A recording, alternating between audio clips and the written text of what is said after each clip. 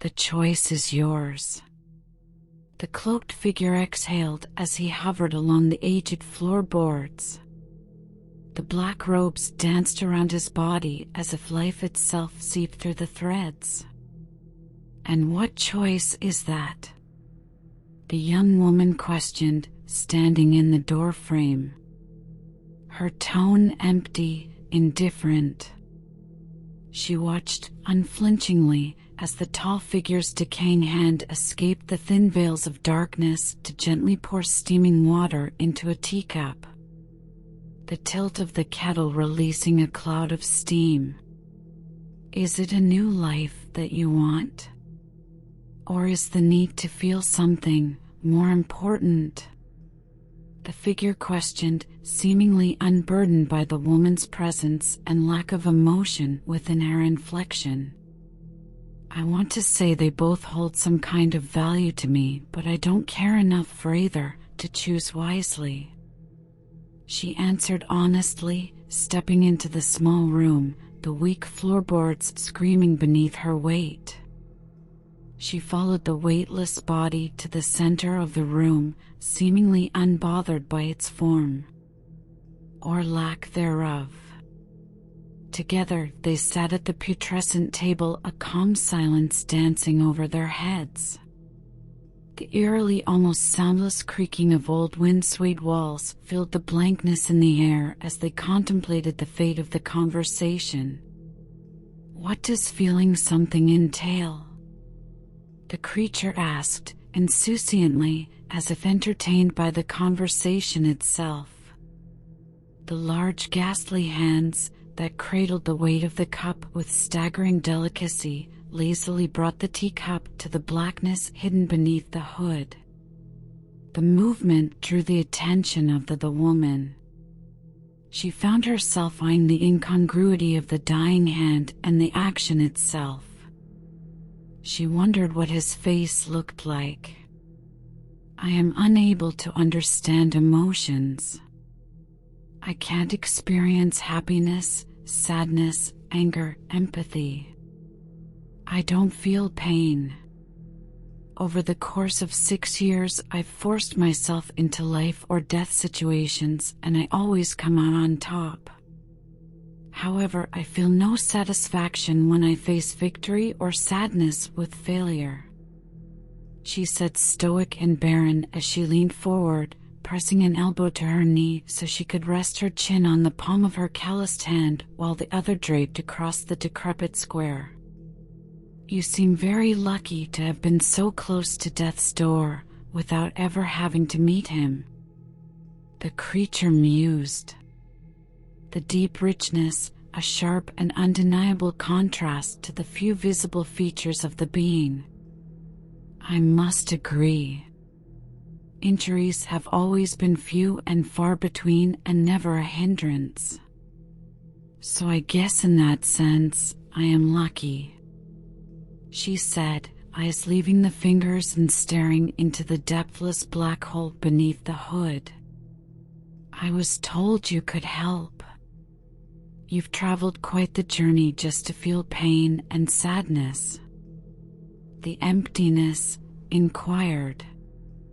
The woman could feel the weight of its stare as she lowered her eyes back down to the heat spiraling out of the white porcelain. Yes, I have. I did not expect such a grueling experience getting here would be. I also would have not expected to have ever come to Russia. The land is vast. Buried deep in the black forest, the creature's black rotten door sat against a nameless tree, thick and old and graying. The bark falling off its trunk just as the being's skin hung from his bones. It was indeed a grueling experience. Who exactly told you about me, if I may ask? A heaviness filled the air, as if she had climbed the highest mountain. She peered up curiously at the cloak. A woman I met a few months ago during one of my more surprising near-death victories. She said I smelled lucky, and if there was something that I wanted to feel, you would be the person. So have you decided what you wanted? The air felt normal again. She could breathe without her chest aching in struggle. She sat up and hooked her elbow to the back of her chair lazily as she faced the creatures whose head now tilted to the side almost quizzically. Life or feelings? She pondered more so to herself as her eyes moved from the being and danced around the room. It was supposed to be a kitchen, she assumed. A tiny refrigerator, a small two-burner stove, and enough counter space to fit a small electric oven. The place was dingy and yellowing with age. She took note of the rodent fecal matter scattered along the wooden baseboard until she once again made eye contact with the tea kettle. I'm afraid I will be unable to choose anything, as I cannot do more than conceptualize it. And that has never been enough. Would you prefer to flip a coin? The cloaked mask spoke, his tone gentle with a humorous lilt. His decomposing fingers that wrapped securely around the hot glass began to dance in presumable excitement. Flip a coin? The woman questioned, eyes intent on watching the being's fingers tap against the glass. Heads, new life. Tails, you feel something. The brief upward arch of where the shoulders should have been beneath the cloak was a sure enough sign that he shrugged. The nonchalance in his tone all the more obvious. Okay, the woman said, settling back in the chair despite its weakening frame. She watched as the figure pulled a gold coin from its cloak. The size and shape of it made it obvious it wasn't a part of any current currency. As big as a tennis ball, though the being's hand was rather large itself. Again the two sat in silence as the coin was placed against the decaying thumb.